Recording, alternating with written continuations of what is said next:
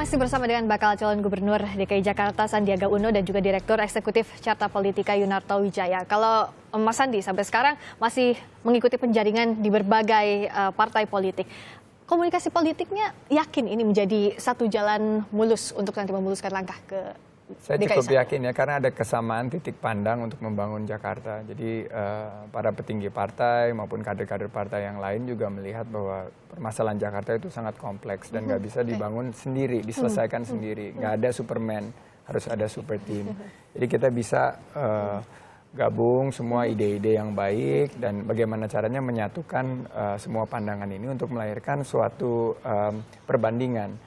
Kan intinya pemilu itu kan referendum, mau melanjutkan yang sekarang atau yang lebih baik dan lebih sejahtera. Saya yakin akan menjadi bagian daripada membangun Jakarta yang lebih baik, lebih sejahtera. Tapi kalau dilihat sampai sekarang nih, Mas Toto, kita lihat yang sudah clear karena memang incumbent adalah Ahok misalnya. Ada yang suka-suka banget, yang enggak banget.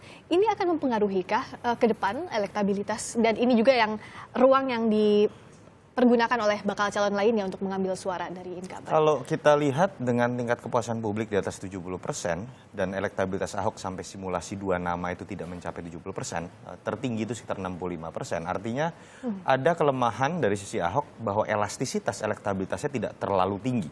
Logikanya seperti Bu Risma, kalau kita lihat tingkat kepuasan publik ke 79%, kemudian tingkat elektabilitasnya sama, ada elastisitas yang sangat tinggi. Nah, itu mungkin saja kalau kita berani membuat hipotesa terkait dengan gaya komunikasi Ahok yang cenderung ekstrim ya, bipolar begitu kan, dan ini mungkin bisa jadi celah juga, tapi menurut saya tidak berhenti di situ. Bagaimana mendobrak dan mengatakan bahwa saya bisa lebih baik dan membuat 75% yang menyatakan Ahok sudah baik itu kemudian merasa ada yang lebih baik, itu yang menurut saya jadi pertanyaan utama. Lagi-lagi buat saya pertarungan melawan Ahok ini pertama-tama sebelum bicara elektabilitas adalah bagaimana konstelasi politik ini bisa dimainkan secara cerdas. Bagaimana orang mengatakan Yusril elektabilitasnya sekarang lumayan, peringkat 2. Tapi dari awal saya ingin mengatakan bahwa dalam konstelasi politik elit Yusril jangan-jangan akan tidak dapat tiket. Itu yang menurut saya mungkin jadi tantangan juga. Bagaimana mungkin ada logika partai sebesar Gerindra, partai sebesar PDIP memberikan tiket gratis kepada ketua umum partai Gurem. Mohon maaf, istilahnya memang partai Gurem secara elektabilitas. Ini yang menurut saya akan menjadi tantangan pertama. Begitu pula buat Mas Sandi ya. Saya berharap Gerindra, terlepas siapapun yang maju, ini bisa menunjukkan demokrasi politik. Bukan sekedar memilih siapa calon yang disukai oleh pemilik partainya, tapi bagaimana menyeimbangkan antara proses konsolidasi partai dengan elektabilitas. Dan sebetulnya saya melihat peluang itu lebih ada di Mas Sandi, elektabilitasnya cenderung naik dan kemudian memang memiliki jabatan struktural di partai. Bicara soal dukungan partai, kita lihat yang terbaru dari Gubernur DKI Jakarta yang katanya akan mendapatkan dukungan dari Golkar. Kita akan lihat pernyataan dari Gubernur DKI Jakarta Basuki Cahayapurnama. Saya nggak tahu putusan Partai Golkar. Kamu mesti tanya sama dia, masih ada ya mungkin semacam, dia juga belum membentuk pengurus kan. Ya kalau berapa pengurus sih pada kenal kok.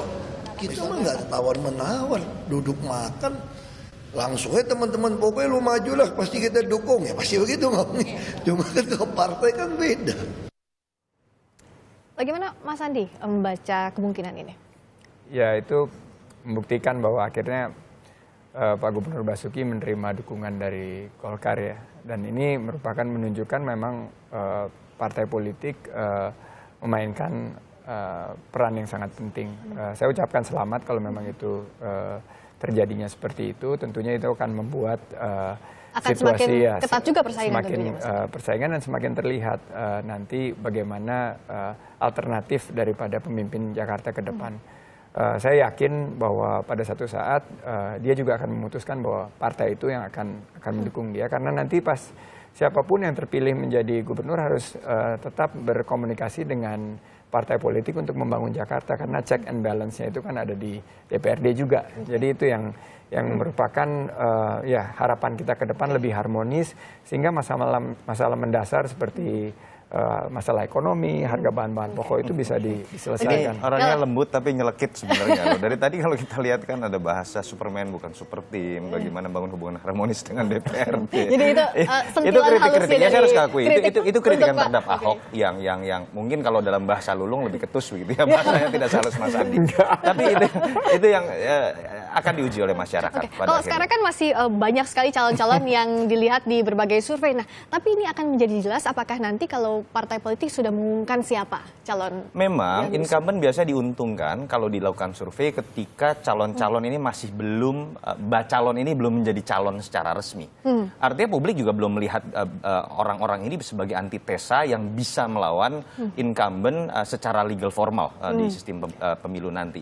Kalau sudah kemudian mengkerucut disahkan oleh KPUD, biasanya penantang akan lebih mendapatkan keuntungan karena dianggap oke, ini lawan sah dari incumbent. Ketika saya tidak suka, saya pasti akan memilih orang ini. Itu yang menurut saya harus dimanfaatkan. Dan lagi-lagi tidak mudah dengan konstelasi saat ini ketika PDIP dan Gerindra saja yang menguasai panggung pertarungan buat calon-calon seperti Yusril, Mas Andi untuk mendapatkan tiket. Oke, jadi Itu terakhir, menurut saya yang Mas Andi tetap optimistis untuk melaju walaupun sampai saat ini belum tahu mau partai mana yang mengusung. Saya tetap optimis dan saya ikut keputusan Gerindra. Jadi insya Allah nanti setelah Lebaran diputuskan. Jadi Wagub pun nggak apa-apa? Kita melihat bahwa komunikasi politik itu harus dibangun. Saya maju sebagai bakal calon gubernur. Tapi nanti realita politiknya tentu kita harus hadapi.